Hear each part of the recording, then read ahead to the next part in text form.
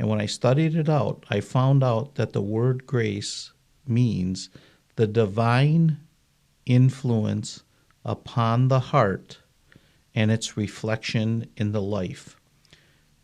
Totally changed my entire approach to what I'm doing out in the world.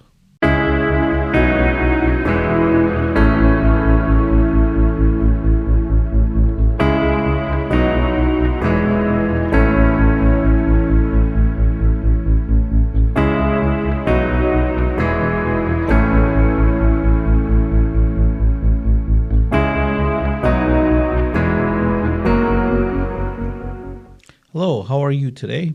Welcome to Increasing Our Faith, and we're doing a second broadcast on the same day, but it'll be posted as a different time frame. I believe it's going to be like the sixth one we've done or the fifth one, but we appreciate the fact that you are joining us again today, and we want to pick it up from where we just left off.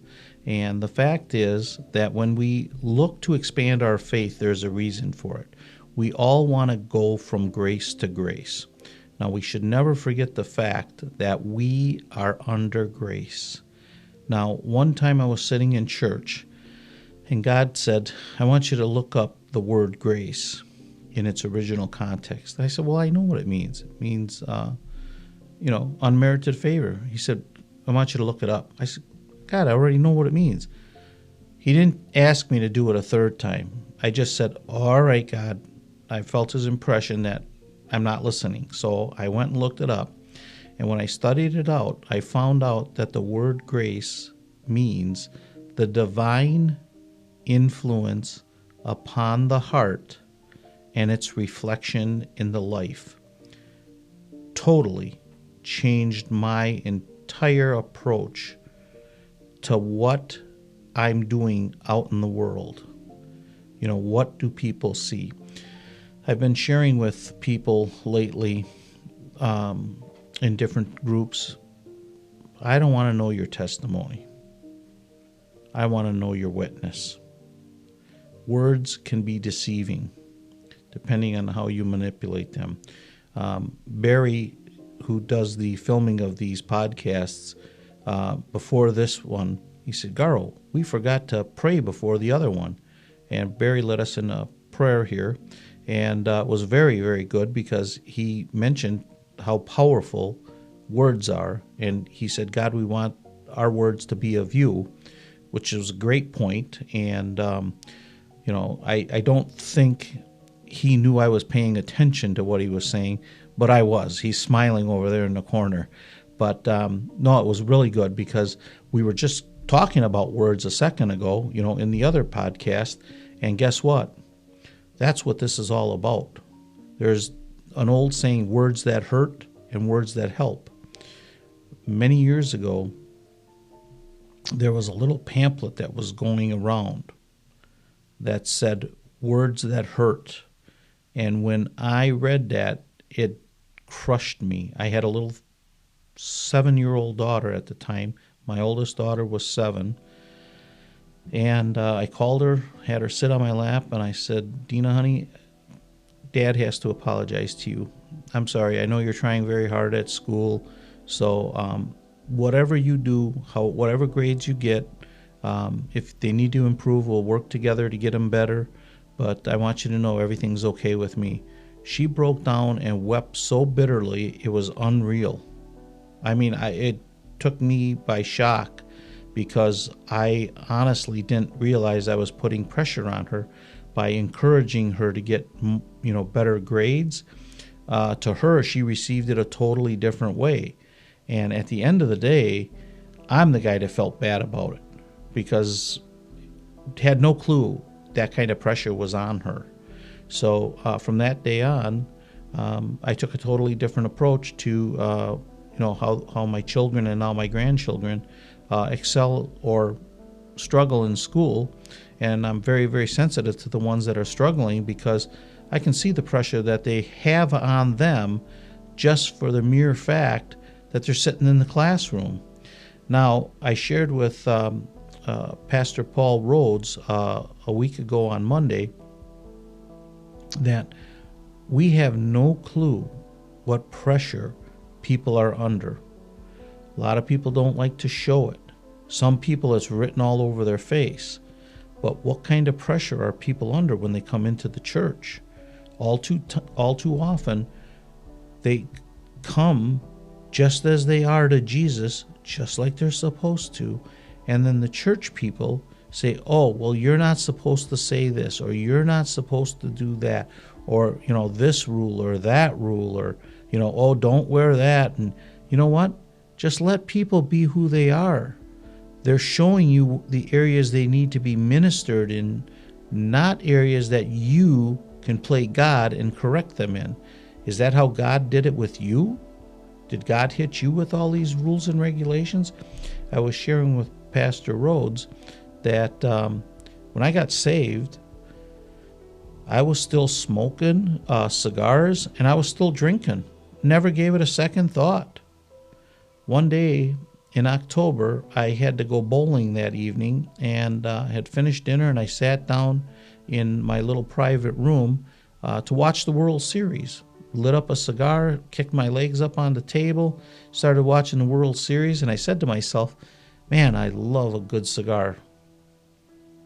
God said these words to me: do you control that cigar, or does that cigar control you? Well, first of all, I don't like anything controlling me but God. So that resonated with me, and I sat there and thought about it. Smoked a cigar, went to bowling, smoking a cigar, and I had these foot-long cigars. They were very expensive. I believe they were $1.75 back in 1982. That's a lot of money. I don't know what that would translate to today, but I bet you it's close to $20. I had a pocket full of them right here, always. I was up there taking my practice rolls and made my mind up right then and there that I would never smoke another cigar. Took them all out of my pocket, put them on the counter there, and I told all the guys that were around me, I'll never smoke another cigar. Those guys flocked to that cigar like starving animals, and never touched another cigar since that day.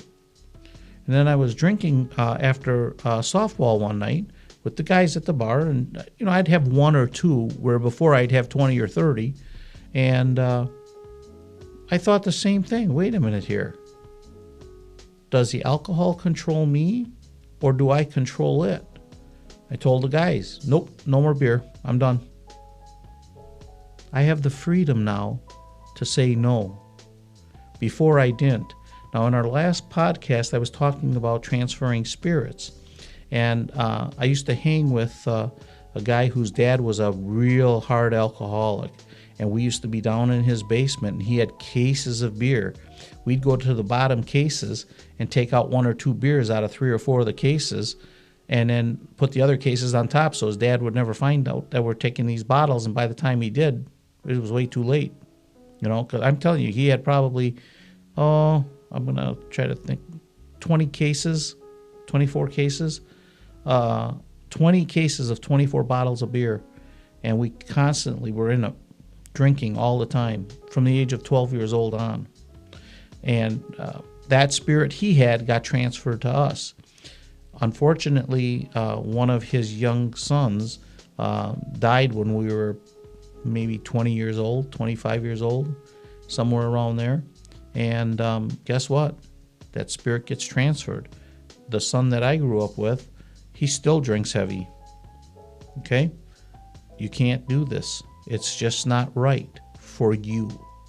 And the way I say it is just let God be God and show you. Now, I had to pray that God would take these things away from me just like that. And there was a reason for that. I don't like lingering things. I like things cut clean and quick. One time a lady was so upset.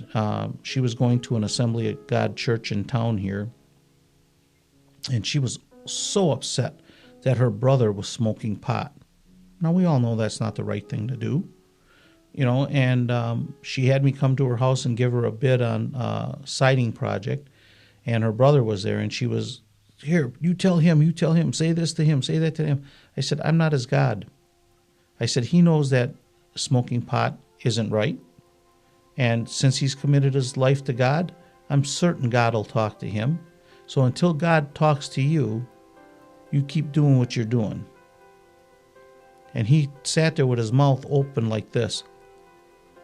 And she was furious at me. She stormed into her house, didn't say a word, slammed the door. We were way out by the sidewalk, probably 75 yards away from where she slammed this door, and you could hear it as if you were standing right there.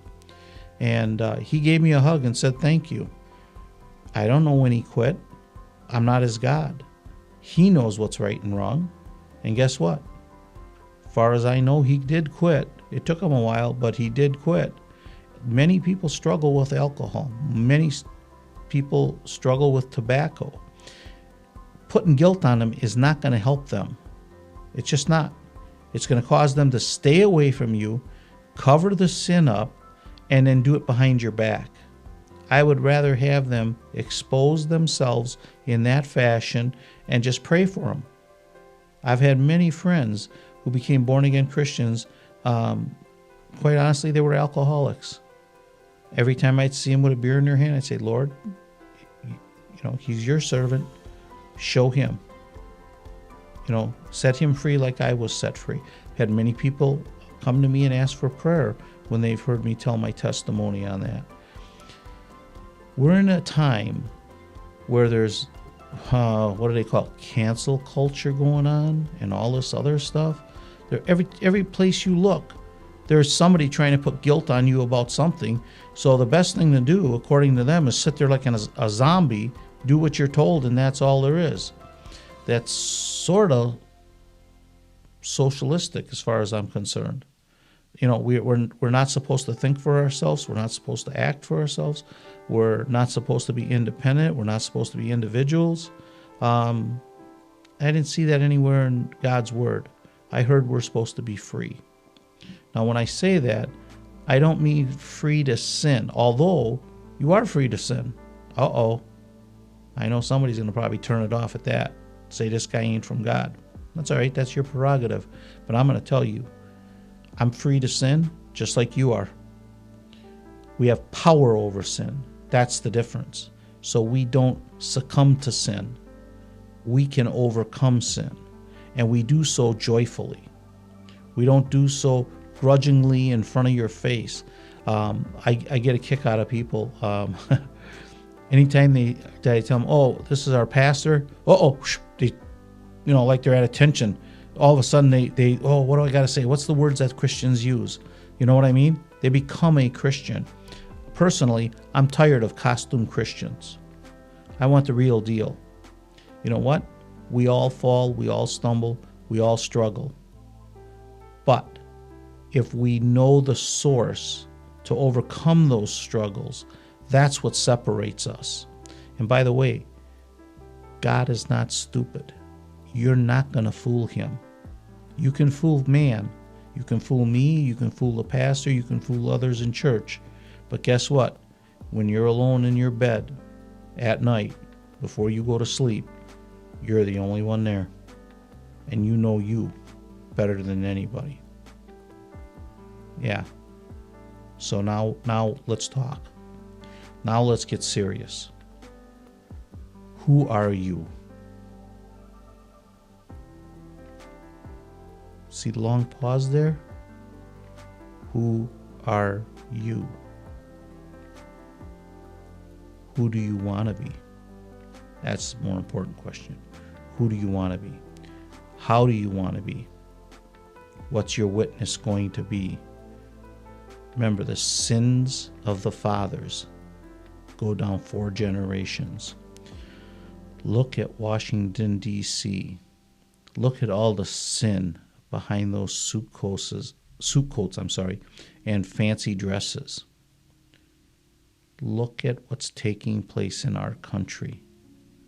Prominent leaders, supposed leaders of our country, have masked themselves as upright citizens who care for you, who care about your well-being and your children's well-being. And that's all they're doing is undercutting the values of our country, which were founded on Christian principles. The time for playing games is over. I believe that God's grace is being tempted all the time. And I'm going to say something here that you might not like or agree with. God's patience is running out. Personally, if I had God's power, I would never allow this to take place in the fashion it would. I have zero patience when it comes to all this garbage. Zero. That's why I'm not God. And I thank Him that I don't have any authority over mankind in that fashion, because His vision, His plan is much better than ours. I run into the opposition from Satan that is unbearable at times. But when I found the key to releasing divine angels into those situations that used to come up against me all the time have diminished significantly. Why? Because Satan does not want to come up against the angels. He just doesn't. He knows. And by the way, hope you know this, but I'm not sure. Satan absolutely knows God's power, inside out. In fact, God loved him very much, and he betrayed God. You know, one of the things I always ask myself is, how can Judas be sitting there and watch all the miraculous things that God was doing, or Jesus was doing, and hear the words, and everybody, including the Pharisees, said, nobody's talked like him? How could he betray Jesus? And the worst part, 30 pieces of silver? Are you kidding me? 30 pieces of silver? He wasn't going to get rich on that. He couldn't retire on that. What was he going to do with 30 pieces of silver? You know, obviously we know what he did with it. He threw it on the ground, tried to give it back. He already went too far. How many of you are still playing games out there and pushing God to the limit? You know, there is a point in time where God says, that's it, we're done. I won't want to be in that position. Now, you can read in Hebrews in two different areas there where how those who were once enlightened and have tasted of the heavenly gift. We're going to stop right there for 1 second. They absolutely knew Jesus Christ's power and God the Father, excuse me. And they turned their backs and went back to the world. What does that mean to you? To me, first thing it means is, I guess there isn't once saved, always saved. Pretty sure of that. Okay? Now, we've got the other side of that coin, and people say, well, they really weren't saved. That's not what the word just said. They tasted of the powers. They knew and went back. Here's the thing. I knew an individual started his own church, and I was helping him with that. And this man had, in my personal opinion, one of the greatest healing ministries I've ever seen. We had people coming out of the bars. He had a building downtown Kenosha, Wisconsin. People were coming out of the bars into the church services being healed. One gentleman had a 4-inch lift shoe. His leg pulled right out in front of all of us and straightened right out, same as the other one. He couldn't even walk out with his shoes on. He had to walk out barefooted so he could be on level ground. Another time, a little girl came in there in this cage around her ribs because her ribs were all broken, and the pastor prayed for her, and you could hear like tree limbs snapping, bang, bang, bang, bang. And she was screaming, and he said, take that cage off of her. She was totally healed. The next night at the church service, her relatives from all over the state of Wisconsin showed up to see what's going on in this little church, how this little girl got healed. This pastor had this great, great ministry of healing. And yet behind the church's back, he was taking the funds and blowing cocaine up his nose. God never took his gifts away. Eventually, after a very short time, the church folded because of his sin. Okay? But the gifts and callings of God are without repentance. You know, we've got many singers out in the world today who started out in church with tremendous voices. And now if you hear the songs they're singing, you're like, wow, that's right from the pit of hell. Their gift of singing has not been taken away. So there's a lot going on out here, and there's a 4-to-1 chance that you're not going to get saved. The odds are against you, because look at what Jesus said in the parable of the sower and the seed. Some fell on stony ground, some fell here, some fell there. But the fourth one fell into good ground. Makes a big difference. Okay? What kind of ground are you going to be? What's your witness going to be? Your testimony can be as glorious as, whatnot. But guess what? Your witness could be different. This pastor in Kenosha, his testimony for healing was tremendous. His witness for life was horrible. Absolutely horrible. He ended up in prison. I don't know where he is today, but guess what? He absolutely, because we knew several of the people that got healed, absolutely had a healing ministry. Where is he today? What kind of an impact is he making for God into Satan's kingdom, setting the captives free? Jesus said during his time, the harvest was ripe. I believe that was a little over 2,000 years ago. Think the harvest is still ripe or riper? Yeah, me too. I think it's riper. But guess what?